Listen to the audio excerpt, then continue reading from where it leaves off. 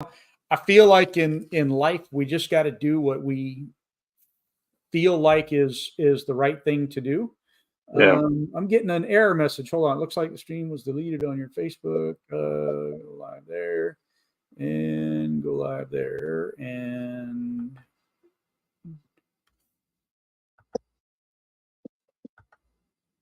hold on. I'm not sure what's going on. I know we're live. Give us a second. We got something going on the side over here, and I'm trying to fix it.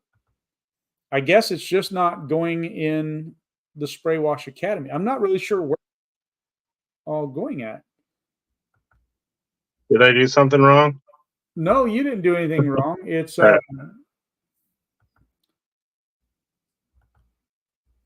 It's showing me that for some reason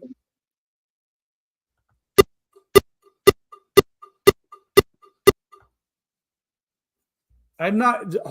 Bear with us for a minute, everybody. I'm not sure why, but it's showing me on the back end that we are not going live on a lot of the areas that we're supposed to go live to. So I'm really not sure what's going on there. But anyhow, well, we'll just roll with it and see what happens. How's that? So, hey there, hi there, ho there out in Spray Wash land, even though we're not apparently not where we're supposed to be, but we're there. So that's good enough for me, right? We'll just roll with it. So anyhow, tonight we're going to be talking with Trevor Shamblin, and we're going to talk a lot about pure water cleaning, all that kind of fun stuff. And he and I just got back from the PWNA convention down in Glendale, Arizona. And so a couple things, a couple reasons. Hey there.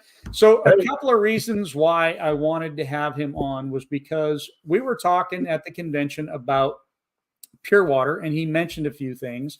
And I don't think that I don't know if most people, because I did talk to somebody and they said, well, he designs those because are you designing all of the pure water systems for the Power Wash store? Yeah, Paul and I have designed pretty much everything that they're offering. It's kind of a collaboration between Paul and I. I came in with the knowledge of how pure water works and some manufacturing, ability. But Paul has more of the manufacturing background than I do. So between the two of us, my knowledge of water filtration, his knowledge of fabrication, was a pretty good combination. We were able to come out with some pretty outstanding equipment. Yeah. So yeah, we have a couple different levels of filtration as far as volume. And we have some pole systems, a residential pole that's about 30-footer, and then a 45-foot that you can get extensions to go 55 and 65 feet. So pretty much anything, up to like 5-6 stories. I had a set of custom poles made for me that'll go up to 75. I saw that. You're talking about the two 10-foot extensions on there? Well, yeah, it was it's a 45, and then I had two 15-foot extensions made, so it's 75-foot total. And it's a pretty big, pretty tall pole. So it gets up there. It's up there, yeah. Yeah. So you and I were talking about pure water and some things I didn't realize. Like I know with my RODI machine, I drank some of the water out of it. And not really realizing that it could be a problem. And I sat back and I was thinking about it after you and I were talking, and I do seem to remember having like a stomach ache or something after that, but it never really registered. I didn't really think about it. Right. So let's talk a little bit about, again, pure water, why pure water works. And so I don't think, and I think you'll agree, that there's no way that pure water is ever going to replace somebody that has, somebody doing the job with the squeegee. But you were also saying something else. I don't know if you want to talk about any of that, but so let's talk about the pure water and why you feel like, or why like as an example, that I may have gotten a stomachache. Yeah. So the reason why you don't want to drink pure water. When I say pure water, I'm not talking about close to pure water. I'm talking about with a TDS of 0. So when your water gets to that point where it's totally pure, water becomes negatively charged. So basically, the idea is water wants to be dirty. Um, that's when it's comfortable, is when it's dirty. It wants to be contaminated with things. It's constantly trying to fill itself and essentially become lazy. That's kind of the way that I describe it. When you purify water, it becomes negatively charged. It wants to be contaminated, so it gets angry and it's trying to find things to dirty itself.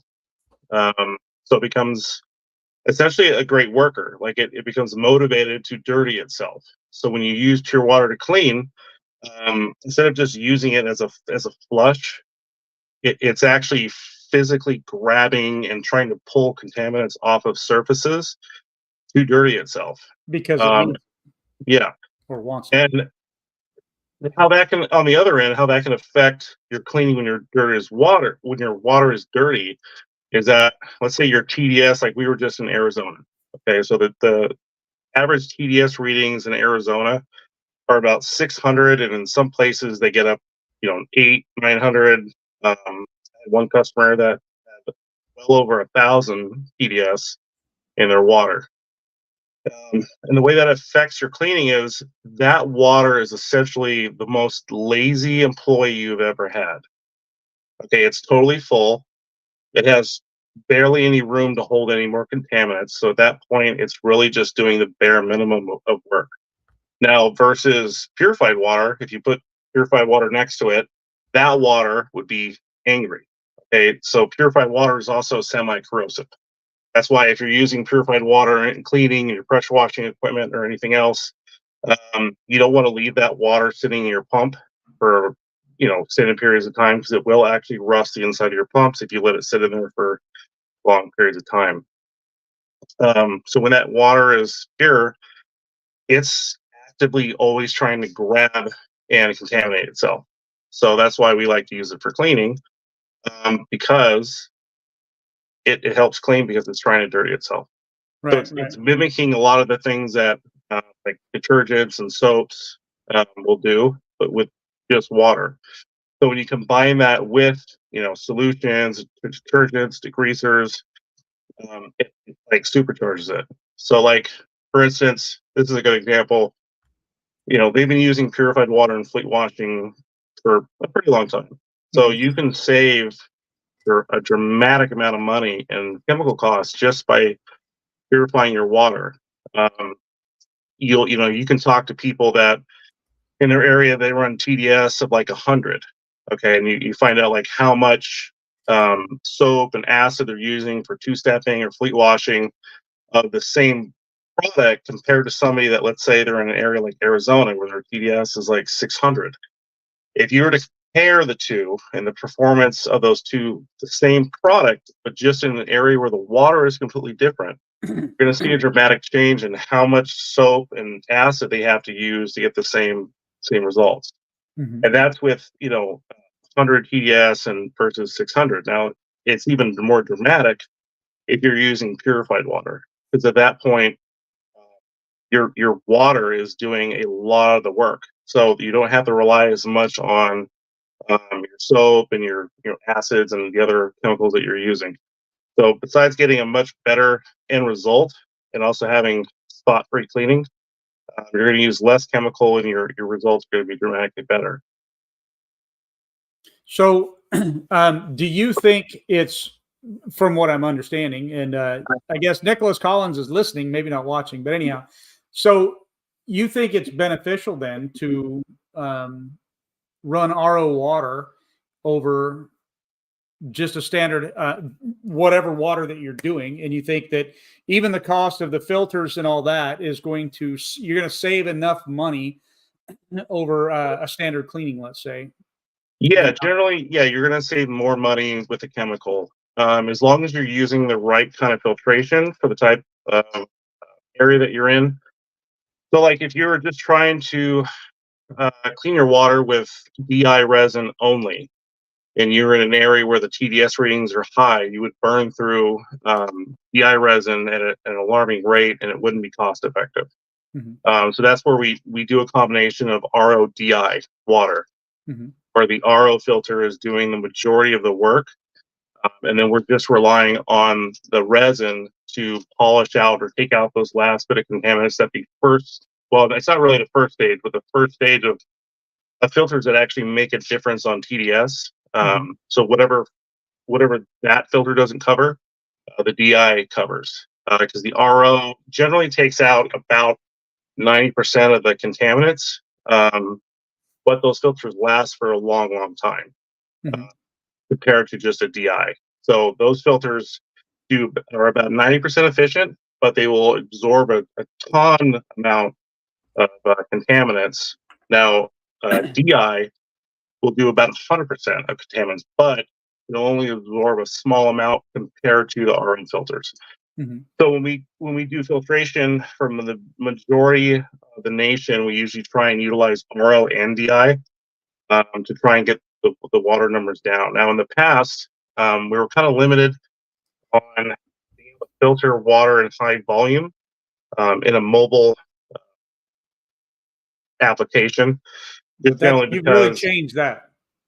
yeah, we dramatically changed that a couple years ago. The first system that I designed was the Little Beast system that we got like I think it was like 2.5 or 3 gallons a minute out of that system, which was not common. Most RODI systems that were mobile in our industry were generally between 3/4 to a gallon per minute, which is not enough to keep up with fleet Anything. washing or building washing or anything Mhm. to that nature. That now we have systems that'll do 4, 5, 6 gallons a minute, and then we have systems that we use for fleet washing where they have multiple applicators working at the same time, where we can get 9 or 10 gallons a minute out of a mobile unit. Mhm. And we have people using that for fleet washing. A lot of the drone operators are using our Mhm. systems to make purified water for drone cleaning, building washing, solar panels. Solar panels is a huge one because we're able to produce, anywhere from 5 to 10 gallons a minute Mhm. uh, on remote in the middle of nowhere to run, things like drones and robots, rotary brushes, all those things. And we're not having to use any kind of chemical or anything. You can use chemical, like you can wash buildings with soft washing, everything with pure water, and it's just going to make it to where you don't have to use as much chemical. You can, you Right. know, dial your chemical back because again, instead of just using the water as a flushing agent, we're actually using the water now as more of a As a cleaning gravity agent. agent.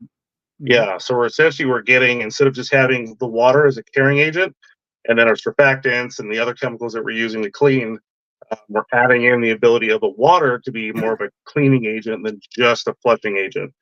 And so where before, when we're using really dirty water, um, and when So I you say can dirty water, I'm not talking about physically dirty water. I'm talking yeah, about yeah, the yeah. TDS The readings. TDS. Yeah, so we're And getting so much better TDS results. is total dissolved solids. Yeah, yeah. Mhm. So, So, real quick, let's answer this question. Your servant is asking if I start offering window cleaning, will this likely required indoor window cleaning likely be required for indoor cleaning as well? no, and I hear that a lot. A lot of guys that like was the convention that we just had. That was one of the questions that came up when I was talking to people, and they were thinking about adding window cleaning in their business. They're like, I really don't want to go in their house. I don't want to do interior. Like if I start doing a water fed pole on the outside, does that mean I have to learn to do the inside? No, you don't. We do house washing and building washing, and really, it's about 100%. We Mhm. do exterior windows on pretty much every job that we do. At this point, it's not even an option. Put it into every estimate. If you get a house wash or a building wash, window cleaning is included in the price, and they have to actually ask for it not to be there. Right. And we don't really do interior windows. Um, I probably do interior maybe 2 or 3% of the time, Wow. and I just sub it out to another window cleaner that I know that's local Mhm. because we just don't have the time. And I don't really want myself or my guys going into a house after we've The been, liability. outside pressure washing, which makes sense. Like it just doesn't.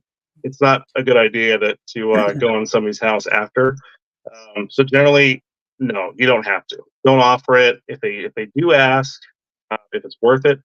You know, hook up with a local window cleaner maybe that can come in and do the interior windows when you're done. But the majority of the time, people are just happy to have their outsides because they're like, oh, I can do my insides myself, and it's like, okay.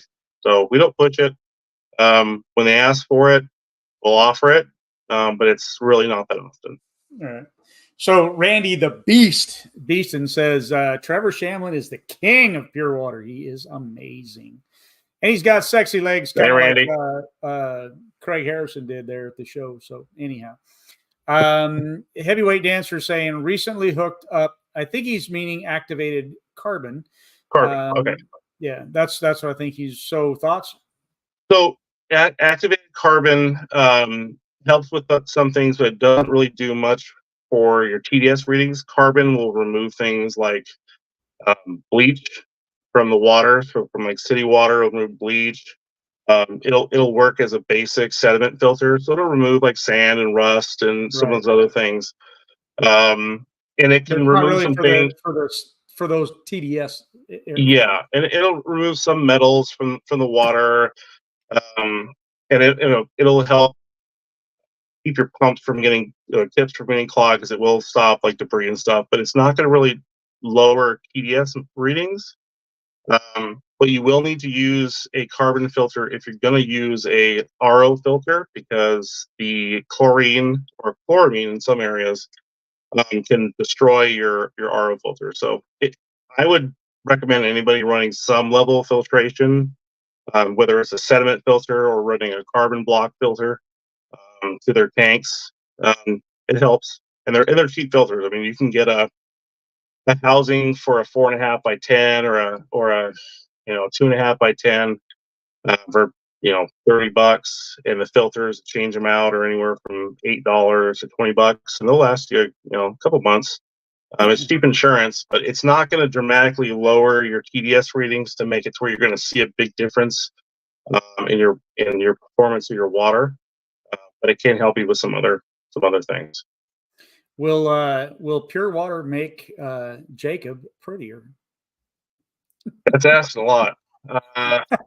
That's asking a lot. I mean, maybe clean that dirty window, or the dirty mirror.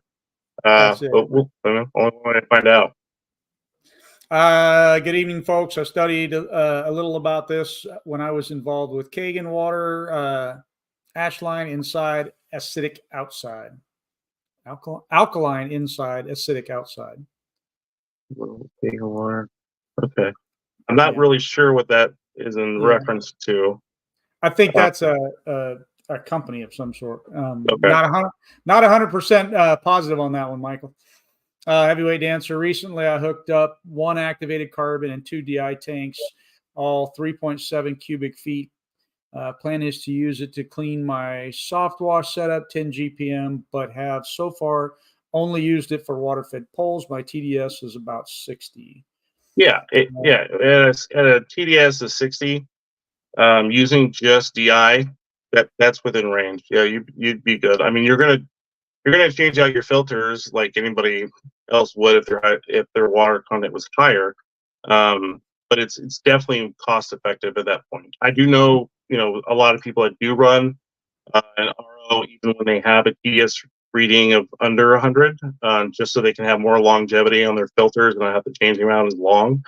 But that's one of those spots where having a TDS of 60, you don't have to have RO at that point. It's an option, but it's not. You don't have to have it to be cost effective. Now, if you're in a TDS of over 100 to 150, absolutely, 100%. You need more than just DI, especially if you're going to be doing like fleet washing or any kind of high volume washing, like windows and stuff like that. Would be okay. Solar would be more than fine. With solar, you don't have to have a TDS reading of 0 in order to get good work. Now, it will aid in the cleaning, but to not get spotting and everything on solar, you generally want TDS readings of bare minimum of 50. I like comfortable range for me is like a 30 to 40. Hmm. But it's acceptable in those numbers. Hmm. So, and that's something else we were talking about at the convention is that, a lot of these solar panels and even a lot of the new windows that they're coming out with now are a no touch surface. And so they're not wanting you to use well, it kind of went into agitation, but not necessarily brushing. What do you know about that side of it? That's a very new thing to the industry. I'm kind of curious about how that's How going that's to going to go. work I was out? talking to some of the drone operators, and we were kind of talking about that because they're doing essentially they're cleaning buildings and windows without touching them, Hmm. and they're getting pretty good results from cleaning windows with just spraying them and not agitating. I mean, of course, they're not going to get Right. perfect, but they said they are seeing results that are acceptable to customers. Now, whether depends on the customer, but there's going to be things I think in the future that are going to make the results of a no-touch window cleaning better. The Right. That's what chances I are think. one of those things is going to be advancements in chemicals. I think that with combination between purified water um, and some specialized chemicals that or solutions or detergents that would help aid with cleaning the windows without having to actually touch them. Mhm. It's going to be something in the near future. So yeah, Right. we might see window cleaning going touchless, especially in high rises and things like that with the drone technology that we're seeing now. Mhm. I think that's a very viable option in the future. Like once we do some more development, and I was speaking with um, some of the people from the drone companies, and that's something Mhm. they're actively working on right now. So kind of Right. Yeah. curious to So, see and what. and that's all part of it. Where Yeah. you start looking at some of that. I don't personally believe that you will ever have. I mean, chemically wise, though, maybe eventually, but right now you're not going to get an absolutely perfect cleaning on the windows if you don't manually touch it Agitate. with the plumbing, right? Right, Yeah. without some sort of agitation. But they are getting to the point where it's more than acceptable, right? Because to me, I look Yeah. at it, something that's acceptable is, yeah, it's acceptable, right? So you want Yeah. something that's better than just acceptable. And I think that they're obtaining that now. And you've got products like EBC Glide, from Hmm. Carlos Gonzalez, that kind of stuff that is helping with that, that aspect of it to where you don't need that agitation. And, we were talking with, on the drone side of it, where, maybe that first initial cleaning, and this is where you do your upsells, or you go in and you do some traditional cleaning, whether it's, water fed poles or, and I guess up that's not going to necessarily be the case because you're going to be talking higher than what the water fed pole is pretty much going to be doing. And then you can come back and you can use a drone on the follow up cleanings and doing them more often and still be in that same price range as if they let it go a year or 2 years, that kind of a thing. So, Yeah, I think we're going to see really good results if uh, we do a non-touch free cleaning first, and then just keep up on maintenance cleanings after. I think that is going to be the future for drone cleaning. I think the initial cleaning is probably going to have to be manual, yeah, and as long as they follow up with cleanings, routinely after that, I think that we're going to get results that I think people are going to be happy with. yeah, Uh, and exactly. we'll figure out if we're a year out from that or 2 years out from that. But I don't think we're that far, especially with how fast drone cleaning is growing right now. Hmm. Um, 2 years ago, if you have asked me that if drone cleaning was going to be as forward as it is right now, I would say no. Yeah, same But here. it has. They've sold. I've seen you know the sales of those things skyrocket over the past year. Hmm. I know a couple guys that have them, and they seem very very happy with them, Hmm. especially with the advancement that they've had just in the past year, Right. which I think is more than probably what they were expecting. Mhm. So I'm curious to see what we're going to see in the next year or two from drones. Yeah, same here.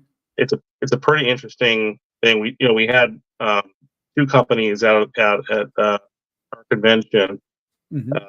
that demos, and it was the first time I've seen them in person operate. Mhm. It was pretty impressive. Yeah, So so, both that was Lucid and Apelix that flew, mhm, and, the funny part about that, and I know this is not what this one's about, but, the funny part about that is that building, the area that they were spraying on, I would have before the convention, I would have said I would bring a lift in because mhm. it's Oh too yeah, good of access, right? There's no reason for a drone in that case. But sitting there watching it and how quick it was actually able to apply, that kind of a thing. I thought, you know what, I'm actually wrong. I think if it would be faster if I had the drone here because I don't have to move the you know the lift, and yeah. not only that, but you're over here, but now you got to boom up, boom down, move around, so those sorts of things you just don't have to do. So I'm going to be exploring some of those things and trying to answer some of those questions over the next few months. But so Michael J says, in Japan, controlled pH water is used in medicine and cleaning. I Hmm. think that's what he was referring to before too. So, Oh, okay, yeah, yeah, and then absolutely. Ryan is saying, my little beast rocks. I You think know, got one of our. yeah. Oh, go ahead. The funny thing about it is, so the little beast, right? I had one, Mhm. and it left white haze all over the windows. Did you know that? The the filter system did. Yeah. Okay. Uh, So why the did? system that you put out was leaving a Uh white haze. So you should tell people to remove the. So there was something inside that was causing that to happen. It was What was just inside? the customer called. You said a customer called up. There's a white haze all over the windows. Well, one of the guys had changed out the filter, and for some reason he left a bolt or two or something inside of it. And so Uh, it wasn't until we were changing out the filters and we were like, yeah, and they were still in the plastic bag. They were. I don't even know what the heck the deal was, but they were bolts for. I think we had thinking back, like we broke a piece off and we had to uh, make it so. And why they were in there? Because how do you even get them in there? But they were in there, and yeah, it left a white haze all over it. that's where were the bolts rusted? No, they weren't. They were they were Hmm. because they were stainless steel bolts, but they were Oh, okay. um, very white and hazy, and that's what was on the Okay. windows. Well, that makes sense. I Yeah, was gonna say, I was like, it shouldn't be doing that, but yeah, that makes sense. If it was, if you had bolts in the filter, yeah, that could yeah, definitely yeah, do yeah. that. And when I say bolts, I mean they're, for lack of a better word, they're screws, right? They weren't, Mhm. and I think they were for holding the mounting of the filter onto. I don't remember, but I think they were for that purpose. So Oh, okay. All right. Well, that makes sense then. anyhow, let's see. Michael J. Solar is all we use the RO system for, besides larger commercial projects. Good. And then here's somebody else piping in and saying, glide from Carlos Gonzalez works great. And yes, it definitely does. Um, and then drones seem to be way more efficient. Yeah, we're going to learn a lot about drones over the next several months and several years. My prediction for them, honestly, is that you know, they're going to take off. But I think they're only going to take off for about a year and a half. Then they'll plateau out and then they'll drop down a little bit. You'll start seeing used ones on the market and then they'll level out from there. And I don't necessarily believe that you're going to have, 30 different drone companies per city. I don't think that's going to happen. And I don't think it needs to happen for the most part, but I think you're going to see, you know, 5 or 6 established companies in all the major areas that are going to be knocking some, especially as I'm Yeah. leaning more towards what they're going to end up doing. But Yeah. The so, problem with the drone cleaning is that it has to be it has to go in the hands of the right person. right. Um, and I was talking to some people at the convention that were, talking about getting a drone and hearing kind of their ideas of their business after. And I think that this is unfortunately one of those things where I think a lot of people are going to think, oh, I can just buy a drone and then I'm going to have these huge building jobs just lining up. And it's like, yeah, it'll make the job easier, but you still have to go out and make the connections and actually get the jobs. And I've seen that with a couple fads in the industry where people buy really expensive equipment or new equipment, and they have this feeling like, I'm going to buy it and then things are just going to blow up, but they forget that you actually have to do the groundwork and actually do something with that equipment in order to get it out working. Well, so the guys that I know that I've spoken with that are already doing that type of work, they're going to take off. yeah, Because it's going to make them dramatically more efficient. Safety wise, is probably the biggest thing, is that you're keeping your people on the ground, you're keeping them out of lifts, and you can cut down the amount of labor. Like when they did the demo at the convention. I was running the pressure washer for the demo, and then the guy that was flying it, and that's all we really needed. We could literally wash an entire convention center with maybe 2 or 3 people at the most, and the other 1 or 2 of those people would be literally just doing crowd control and moving cones around. Yeah, the only thing I would like to see, and Apelix had it. Apelix had that the piece on the ground, the actuator on the ground, where they could shut the flow of water off, from there. If you have something that has a control wizard or whatever, I think that's a kind of a better way to go. But the one thing I didn't like on that whole demo side of it, and I don't know if it was really thought out correctly. I get it because they're trying to show how user friendly the drones are, but so the first one to fly was Apelix, and then the second, was Lucid, and then Apelix, and Lucid had their their drone flying. They turned around, and they said, "Hey, is there anybody here that wants to fly it?" Now I think they did ask, if you've had drone experience before, but part of it is, to me, some of the controllers work in the opposite direction, so having somebody at random jump out and while the bird's already in the air and that kind of thing without any instruction, I thought was, it's not something I would have done. And then Apelix kind of doubled down with allowing them to do the same thing, but then had the kid come up. He was like probably 12 years old or something, and he took over the control. So luckily everything went great.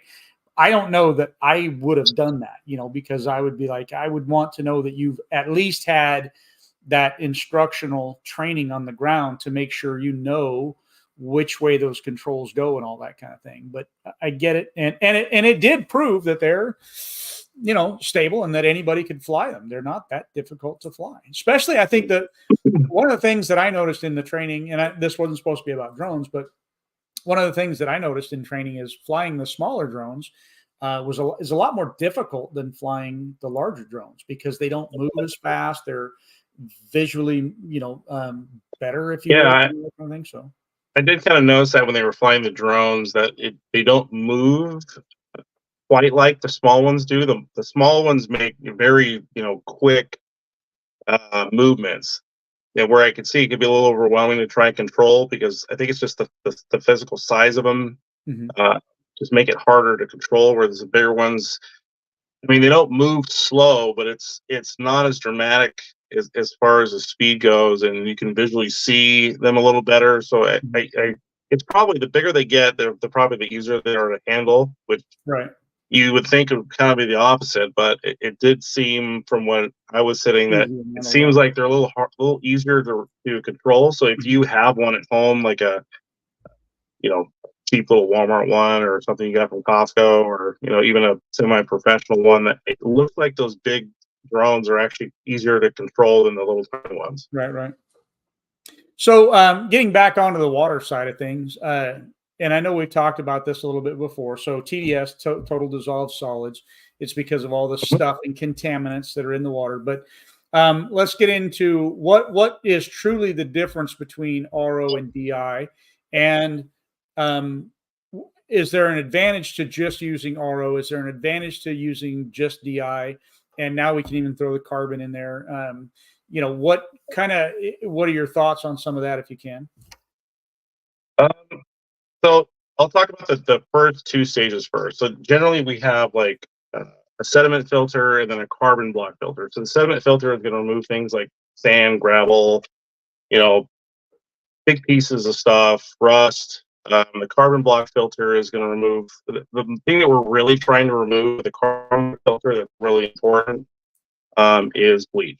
So like the bleach that we get in our ground or our city water.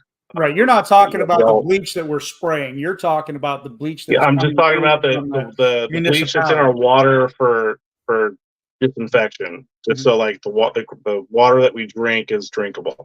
Right. So we need to remove that when we're using an RO system. Now DI can handle a certain amount of bleach and it doesn't affect it. Now it's the RO filter that we have to protect from sodium hypochlorite or bleach.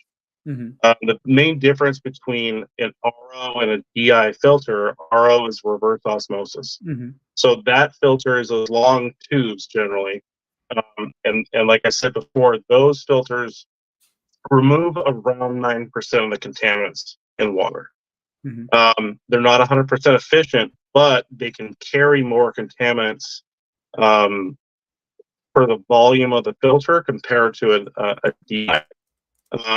The one negative to an RO filter is it dramatically cuts down on flow.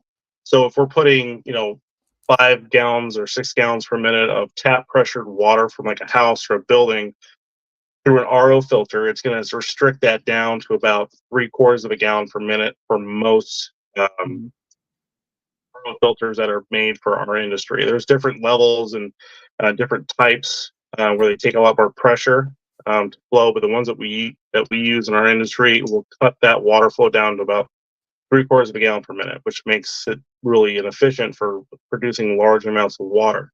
Right. That's why a lot of people utilize DIs because there's almost no flow restriction at all. So if you're putting 5 or 6 gallons per minute into a DI filter, you're going to get pretty much that out of it. And those filters generally, when they're new, when they're in their they're still they're not depleted, they'll remove about 99 to 100% of the contaminants in the water. But the life efficiency of of RO is dramatically less. They won't take up as much contaminants as an RO filter. The DI filter takes up a smaller amount, so it depletes faster. So that's kind of why we utilize both of those together, so we can get the longevity of the RO filter that will take out 90%, and then we rely on the DI to do that last bit of polishing to take out the rest of the contaminants.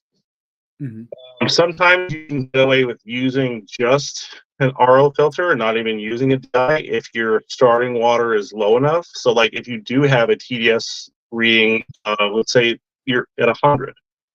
So that means your filtration, your TDS number after that RO filter is going to be about a 10, which is soft water. It's not perfect, but it's pretty darn close to perfect. And you will get really good results out of that. Spotting is that's kind of on the borderline where you're going to see spotting and not spotting. Glass, you'll probably see possibly some spotting. If you're talking about like auto finishes, you probably won't. Solar panels, you won't. Just anything that you're having to actually physically look through, like a window, you'll see spotting, but that's about it. Yeah. So in those cases, you wouldn't have DI if you didn't want to. But if we're in higher readings where you're starting off at 200 or something, that you definitely have to use a DI filter after if you wanted to get those numbers down to where you won't see spotting. Right. So yeah, it just depends on what your starting water is and what you're doing with it. Like for some people that are doing solar panels, having just an RO and no DI will work. And you can actually we at one of our systems, you can bypass the DI filter so you don't deplete it if you don't need it. Because there's some parts of the country where your TDS readings can vary, just by 5 miles. You can catch water in one spot and it's 60 or 80, and then you can go 20 or 30 miles and you have TDS of 200 or 300. So it gives you the ability to adjust the system to fit your needs with the area that you're in. So, how often do you have to change out the RO filters, the DI filters, and what's the cost of like each one? The RO filters, I mean, this is going to depend greatly on one, how often you're using it, and how bad your water is to start with. And so we go through, let's see, about an RO filter every year and a half, and our TDS readings are around 150. And again, like I said, we do window cleaning on every house wash and building wash that we do. We do solar, so we do run a pretty good amount of water through that filter. We're in about a year and a half out of that, and then the DI change probably every month, 2 months. I usually try once I see it rate rising past 6 is when I just change it out because it's going to gradually get worse and worse. And once it's past 10, that's definitely when it needs to be changed. So once we see the number running up around 6 consistently, that's when I usually like to change them out. And there's no like back flushing of those, I assume. No, there's no back flushing on those. Back flushing is something that you would do on a salt system, like on a house or an industrial facility. But the type of filtration system that we use don't use salt. Now for the RO, there is a flush valve that you open that helps clear out the contaminants from that filter that help it last longer. But that's easy. You just open up a little valve on it with a pump running, or if you're using tap pressure. And I usually tell people to leave that valve open when you're done with your work. So once you're finished, go back to your car, to your truck, or wherever you have your system mounted, open up that line and let the water flush through while you're putting your stuff away. And you want to usually let it run for at least a minute or two or even longer, and then turn your system off and just leave it open. Just like that way just leave it open. That way when you start work the next time, it'll start with it open, so it can flush it out again. Now you might think, well, why are we going to flush it out again? We just flushed it the last time we used it. It shouldn't need to be flushed again. Well, that filter is riding in the back of the truck and bouncing around, and some of those contaminants in that drive or that amount of time will break loose. So it's a good opportunity to basically flush out whatever is knocked loose since the last time you cleaned it. And you can see that by just testing the water that comes out of there. You can use a TDS meter and check the water that's coming out, and you can see how bad it is compared to after it runs for a couple minutes, and you'll see a difference. So transporting your system from one place to another will knock out contaminants, and you should take that opportunity to clean your filters out and make them last longer. Right. So have you done any experimenting with, do you know what diatomaceous earth is? No, not really. I've heard of them. I haven't really done very much research with them because there's a lot of different types of filtration. It just hasn't It's not something I've gotten into yet. Diatomaceous earth is, it's a good product. Like, you can use diatomaceous earth for even insect control and things like that. So I guess the best way for me that it's stuck into my head is that think about asbestos. Okay. What's the problem with asbestos? Asbestos has these little fibers that hook in to your lungs and get stuck there, right? That's where asbestosis comes from. And diatomaceous earth is kind of the same way, where it gets onto the skin of the animals, like silverfish, the little silverfish things and all that kind of stuff, and it dries them out, so they can't survive it.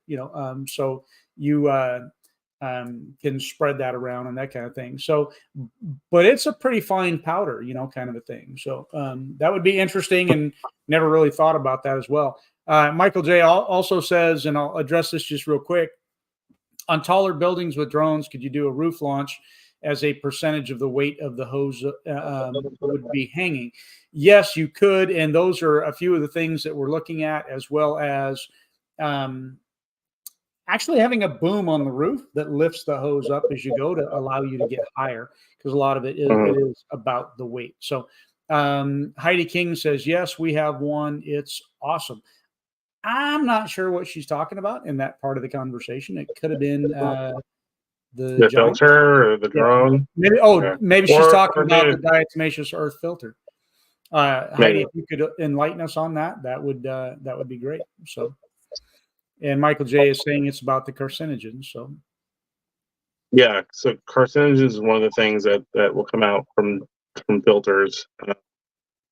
Depending on the type, I mean, there's tons and tons and tons, but for our industry, carcinogens don't really have a dramatic effect on window cleaning, and that's more of a thing when it comes to drinking water.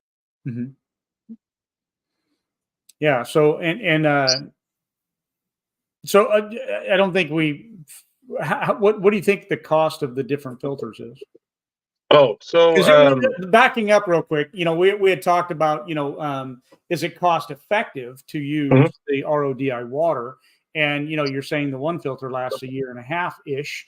So that would definitely make it worth it, kind of a thing. But what would those costs of those filters be, typically speaking? Because the different RO, areas are going to be different. Yeah, the RO filter is the most expensive filter. They're around $300. Mm-hmm. But that's so the one you replace every year and a half. Yeah, you replace every year and a half. I mean, that filter is going to make you a ton of money before you have to change it. It's more than worth it. The first two stages of filters, if you're using a 4-stage, is your carbon and sediment, and there's a wide variety of different sizes with those filters. Mm-hmm. Whereas the smaller ones going for, I mean, you can buy them in bulk for probably $5 a piece, $6 a piece. And then when you get to the larger sizes where they're 4.5 by 10, or some of our real high flow systems where it's a 4.5 by 20 filter, those ones can go in the range like $30 to $50, depending on the style of the type or brand, and those will last a pretty good amount of time. I mean, those bigger filters can filter out a ton of water. Mm-hmm. And then the last filter that we have is the DI. Which depends on if you're going to use cartridges to replace. They go, I haven't bought a cartridge in a while because we refill ours, which is the better option to do. Mm-hmm. The filters that we use for our systems are refillable. There's a lot of systems out there where they're filters you have to buy from the manufacturer that you purchase them from, or they're in a style of filter that is kind of dramatically more expensive than what the canisters or refillable canisters cost. So that's kind of why we use them, because they're just more cost effective. But you can get those for $40 to $50 if you want to buy one. If you want to buy a bulk bag of resin and refill them, I think you can probably refill them for maybe $20 or something like that, depending on where you get it from, the quality of the resin. But it's pretty cost effective. It's really not that bad. Now, it's not cost effective if you're using DI only and you're in an area where the TDS readings are high, because you're going to be burning through resin so fast that it's not going to be cost effective. And that's usually when we try and steer people to a RO DI system. Mm-hmm. A lot of times, even if you bought DI filters and at some point you figure out that I need more than that, I need an RO system, you can generally utilize those filters that you first got, and we can just you can get an RO only system. Well, with the other stages before, so be your carbon, sediment, and then your RO, and then we can probably reuse your DI filter if it's big enough. Mm-hmm. So it won't be a total waste. So since you're doing a lot of, is most of your cleaning that you do residential or commercial? Because you're mostly commercial, right? I think you're about 50-50. We were right now we're mostly commercial and industrial cleaning. We still do residential, but it's mostly just to kind of fill in the calendar between commercial and industrial jobs. So yeah, we still do residential. Like sometimes we'll do, a week or week and a half of just residential stuff for the most part, with a couple industrial or commercial things thrown in. And then sometimes we'll go, a month without doing a single residential job. It just depends. But we're transitioning more and more into just doing commercial and industrial, and we're kind of working our way out of the residential game at the moment. So would you say that you can do as good of a job or better job or not as good of a job if you do, like water fed pole versus just a squeegee? I think you can do as close to as good. Like I said, also depends on who's doing the traditional Right, right. work. Now, if you're talking about an average, an average traditional window cleaner versus an average water fed pole operator, I would say, it's going to be almost as good. But it also depends on what the windows are starting off as. Like if the Mhm. windows have been maintenance and they've been cleaned from time to time, then yeah, that the difference is going to be much smaller. Uh, Yeah. and now, if you're talking about windows that have been, sitting on a house for 25 years, and then somebody's like, "Hey, I'm going to have my windows cleaned," yeah, it's not going to be as good. It's going to be a more dramatic difference, but and it's going to save you a lot of time to do it. We had one where Just water fed. the client had I think it was a generator, if I'm not mistaken, a whole building generator. So you think about that. I mean, this was I want to say it was a 5-story and massive building, right? And so they Mhm. had a generator that would supply power to this building in the event of a power outage. So we're not talking about a little teeny tiny generator, right? Yeah. And this thing, the exhaust stack, just totally coated the entire.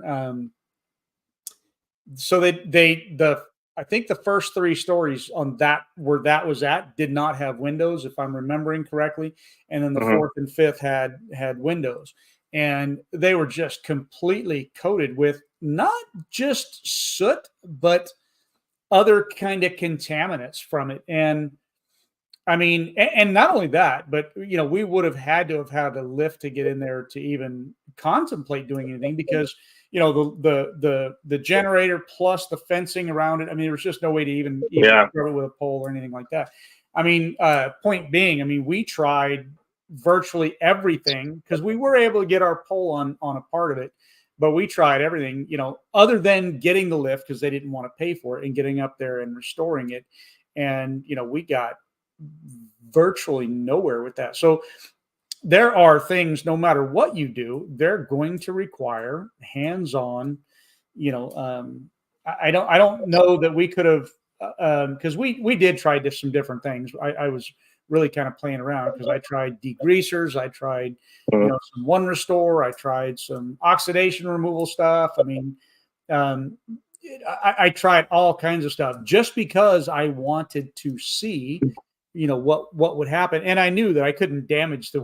There's nothing I was going to do to that window, as far as that's concerned. So definitely, there's going to be those kinds of times. So if it were a traditional storefront, do you feel like the water fed is a better option than a traditional, or maybe on follow-up cleanings, or because I'm It curious about can that be. because of what It, we were talking about earlier.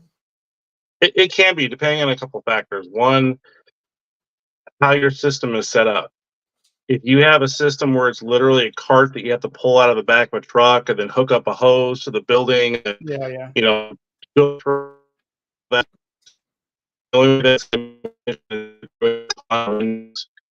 where I think we might have just lost Trevor. uh, are we still on? Yep, there you are. You're back. Can you hear me? Yep, I got you. Go ahead. All right. Have to be a hard project, at least harder than what the storefront would generally be, or save time, because set up and break time that equipment wouldn't be efficient. Mhm. I don't know. I think your connection is because you've Which had is some a spotty mounted connection. system. Like you mount and you put a hose reel on top of it, and it's actually plumbed. And you're using a remote where you can turn your pump on off, and you just have to pull the line out of the truck. I kind of felt like that was going to happen. I didn't do it to you, Trevor. Trevor just A was matter of there. a He is. He's coming back. Where'd you? I think you didn't hear any of that. Where'd you lose me at? I'm not sure. We weren't really. I don't know if anybody else was hearing, but I wasn't hearing much of anything. And then all of a sudden you were gone. So, but yeah, so I'm not sure. Virtually that whole thing was null and void. I think it's resetting. Yeah. No Okay, big. Hey, we're right at about an hour anyhow, Trev. I think it's going to be better. I can finish this last thought real quick. All right. So when it comes down to efficiency, it depends on your equipment. So if you're using a traditional cart, which is old technology, it still works. I think there's a lot better options. Like our mounted systems work, I think, dramatically better and they're more efficient because you're not having to take a cart out, set it up, take a water line, unhook your pressure washer, then hook up a water line to your filter system, and then take your other hose rod, get your lines, lined out, everything. It takes a lot of time. Having a mounted system on your truck or your trailer with a hose reel, where you just pull line out like for your pressure washer and connect it to your water fed pole, and then just turn on a switch because we try and talk customers into running a line to their buffer tank and then using our pump system to utilize a remote. And that's the most efficient because when you're done pressure washing, you just leave your hose hooked up and your filtration system is pulling water from your tank. You're literally just pulling your water fed pole hose off of your reel that's mounted to your truck, and you pull it to your areas, plug it into your pole and start working. In that instance, yeah, it could be dramatically quicker. If you have it set up that way. Now, if you're doing a ton of windows, it's even quicker. Now, if you're talking about the storefront is like 3 or 4 or 5 windows or something like that, then not going to be worth it. No, most traditional guys are going to be can knock that out in a couple of minutes. Now, if you're somebody that's not efficient at traditional, you're going to be much faster with a water fed pole. And if it's a reoccurring account, the windows are going to look pretty perfect if you're doing them, monthly or even every couple months or something. Like it's going to be more efficient. Yeah, that's why I always try to say, sell those recurring jobs, even if I don't care if it's house washing, roof cleaning, windows. I don't care what it is. There is an absolute benefit to them to just do maintenance things, and it can be cheaper. For me, the only difference in that was house washing generally was not any cheaper year over year.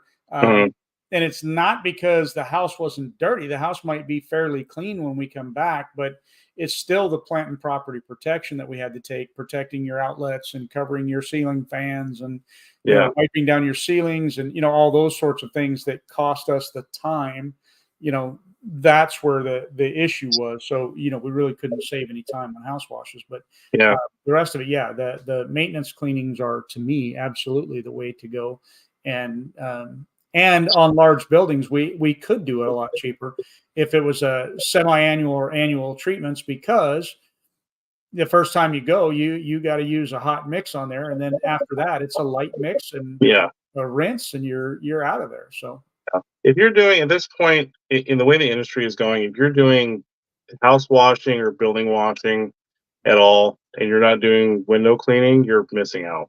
I mean, you just are. Like, the industry has moved in a direction where more people that are pressure washing are doing windows, and more people that are doing windows are doing pressure washing or soft washing, whichever.